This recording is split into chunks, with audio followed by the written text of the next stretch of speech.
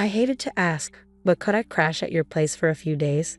Dad had been kicked out of the family home by my sisters and mom, and now he stood at my doorstep.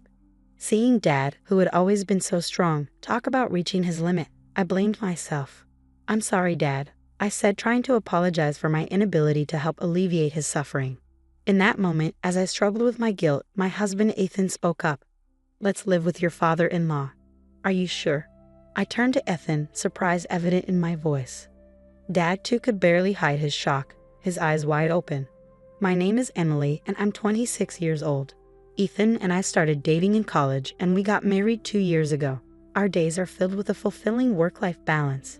Ethan is my best supporter, always by my side. I never thought I'd find someone who gives me such confidence, let alone marry them." As the youngest of 3 sisters, I grew up in an environment where I could never go against my mom and my sisters. I was always the last one in line for attention from mom, and also the lowest in rank among my sisters. Every time I voiced an opinion, sharp words would come flying back at me. Over time, I stopped expressing myself and started to suppress my feelings. I bore the treatment of being treated like a servant by my mom and my sisters without complaining. I wanted a boy. When I found out you were another girl, I was so disgusted. Grace and Ashley are enough for girls. You're an unwanted child, and yet here you are in his house. If you want to stay here, you have to work. Mom often belittled me like this. Even if you tell me that, how many times have I swallowed my words, the ones I wanted to say back to her? By the time I entered elementary school, I was in charge of most of the household chores, from preparing meals and doing laundry to getting the bath ready. People around me would praise me, saying, "That's impressive," or "You're so responsible." But I only found joy in that at first. "It's a given that you do all these things," Mom would say, with no words of thanks or praise. Instead, I was constantly being reprimanded for my cooking or the way I folded the laundry. The one who kept me going through all this was Dad. Unlike Mom and my sisters, Dad loved me and respected me. As the only man in the family, Dad was not well liked by Mom and my sisters, and his power within the family was as low as mine. But he always stood up for me. "I'm sorry, Emily, you always have to put up with so much. If only we could all live in harmony." Dad would often hold me tight and say these things. Despite his early mornings and late nights for work, Dad would always spend his days off with me, fulfilling Mom and my sister's demands together. And he always listened to my feelings and accepted my words. But my mom and her cohorts didn't seem to like that. "There's no one to protect you today," they'd tell me, pushing more chores onto me. They'd hurl harsh words at Dad too, such as, "For a man, low income," and my sisters would follow their lead, laughing and saying, "Disgusting," and "Don't open your mouth." So no matter how much Dad tried to be a pillar of support, I was becoming increasingly frail. Noticing my distress, Dad said something to me when I entered high school. "Emily, study as much as you can, then go to college, leave this house, and live on your own. You, Emily, have so many possibilities. There's no need to endure and stay in this house forever. I want you to live your life," my father urged me. At his words, I felt both elated and anxious. At the time, my eldest sister Grace, 6 years older than me, was attending a private university, and Ashley, 4 years older, was at a vocational school. Mom would often ridicule Dad for his low income and tell me, "We're poor because he doesn't bring in money, so you should start working once you graduate from high school." Because of this, I believed our family was financially struggling. Despite that, I worried if Dad was pushing himself too hard by telling me to go to college and live on my own. But Dad insisted, "There's no need to worry about money. I feel responsible for making you suffer so much. That's why I don't want you to endure any longer." "Dad," I said, "this is a request from your father. You don't have to worry about anything. Just go to the university you want, study what you want, find what you love to do. I want you to lead a happy life to make up for the hardship you've been through." I could feel his strong resolve as he gripped my shoulder, his eyes moist with tears. From then on, I devoted myself to the studies I had neglected, juggling the overbearing instructions from my mom and sisters. I spent all my remaining time studying at my desk. My hard work paid off, and I was accepted into a university.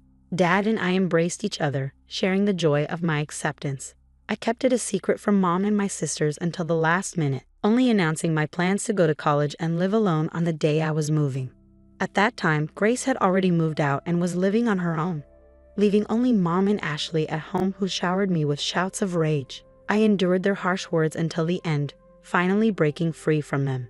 I kept my new mobile phone, a gift from Dad, a secret, not telling them which university I was going to or where I was going to live. Though I stayed in touch with Dad, I started a life without any involvement with my mom or my sisters.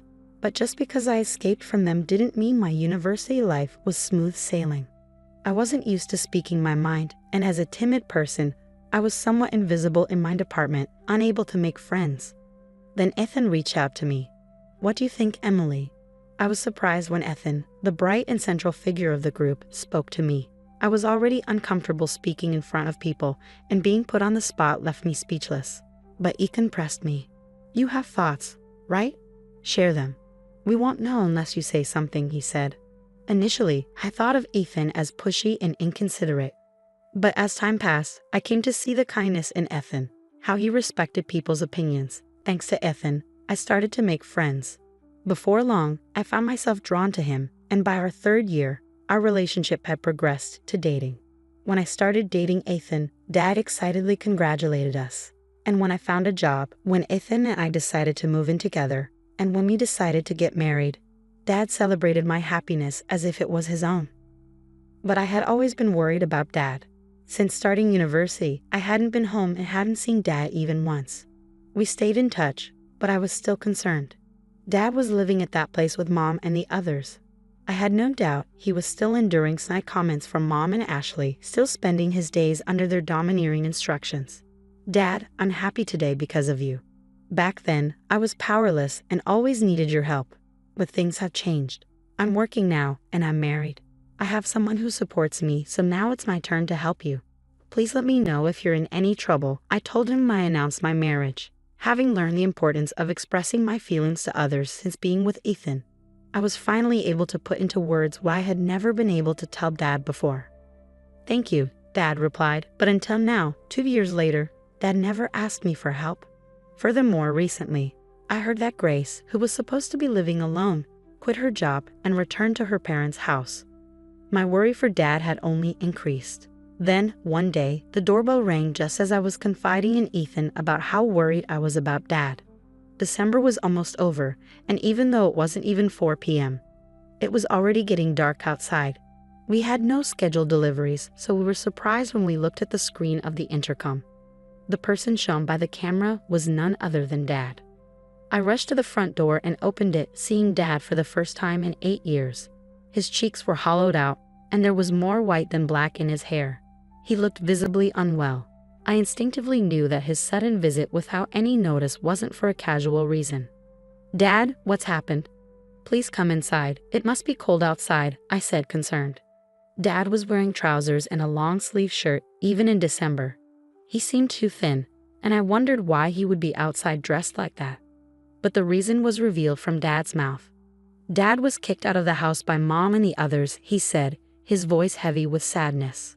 He told me to go buy dessert, so I went to the nearby convenience store. But when I came back, the house was locked. I asked them to open up, but they told me not to come back and didn't let me in. "What?" I exclaimed, shocked by what I was hearing. I left the house without my phone or jacket, but I waited for several hours, and they didn't seem to let me in. Dad added, rubbing his cold body as he told us about what happened that day. I quickly made some hot tea and gave it to Dad. He held the cup of tea with both hands to warm up and muttered softly, "I might not be able to go back to that house again." "Why?" I asked, concerned.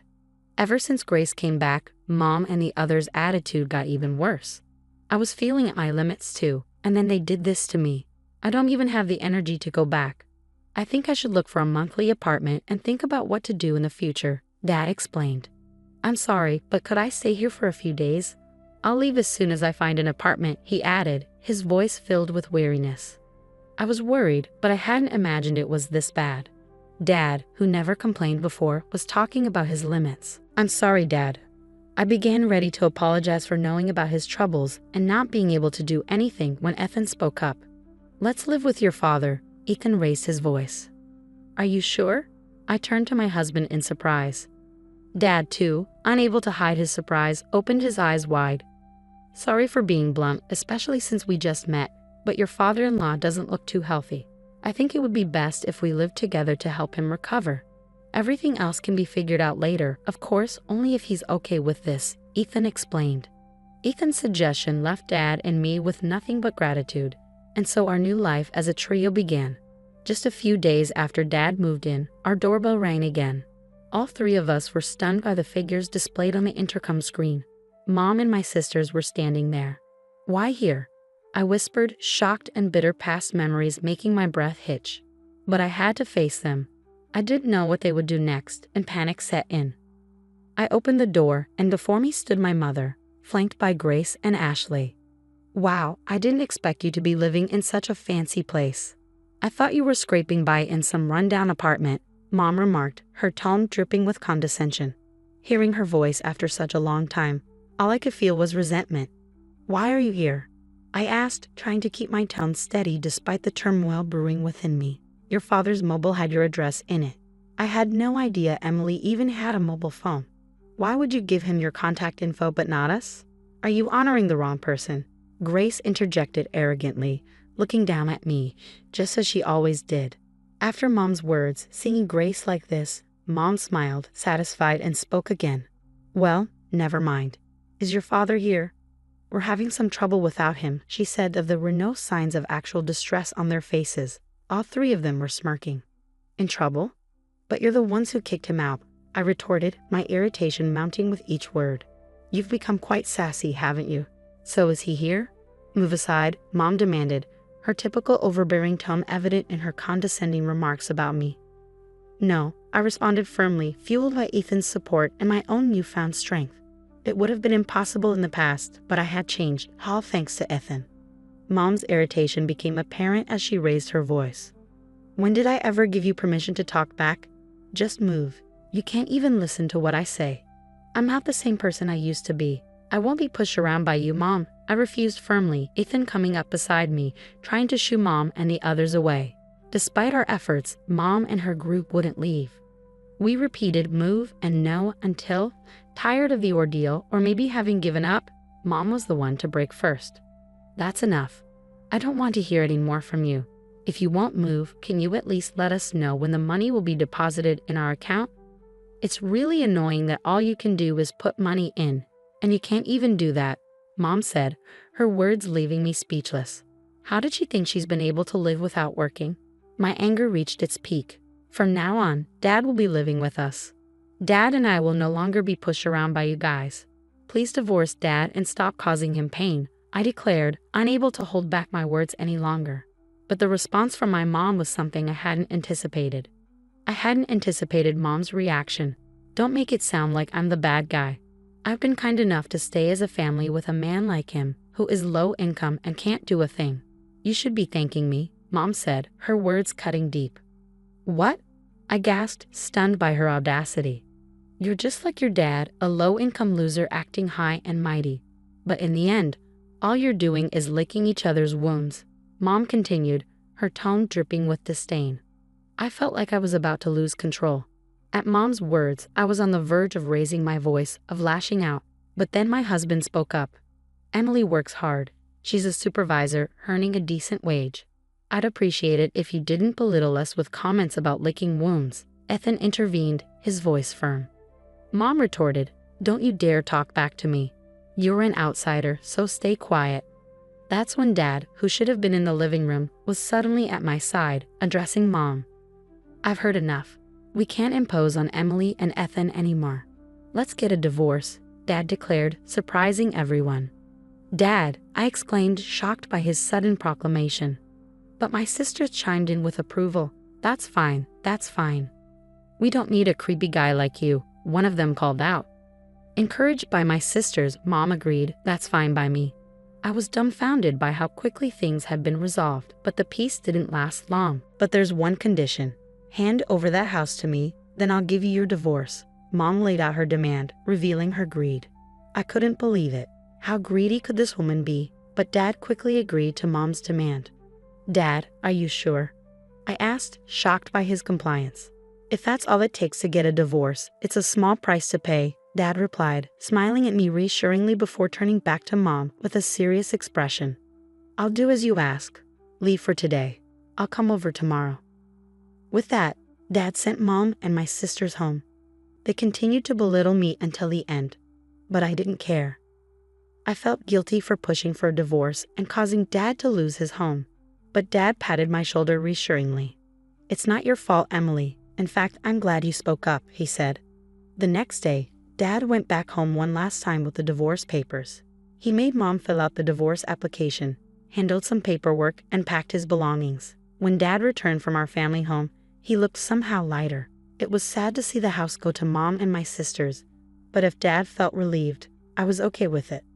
A few months later, Dad told me what had happened to Mom and my sisters. They had taken the family home as part of the divorce settlement and planned to live lavishly by selling it. However, the house was old and the location wasn't great. They couldn't sell the house or land for much, and demolition costs ate into the proceeds. In the end, they were left with almost nothing.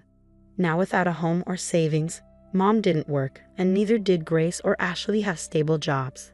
And with Dad gone, the same Dad they ridiculed for his low income status while they leaned on him for living expenses, the trio found themselves in dire straits. They tried seeking help and showed up at our house several times, but we never opened the door to them. Still, they refused to give up, causing commotion at the front porch. I finally had to tell them through the intercom, "If you make any more noise, I'll call the cops."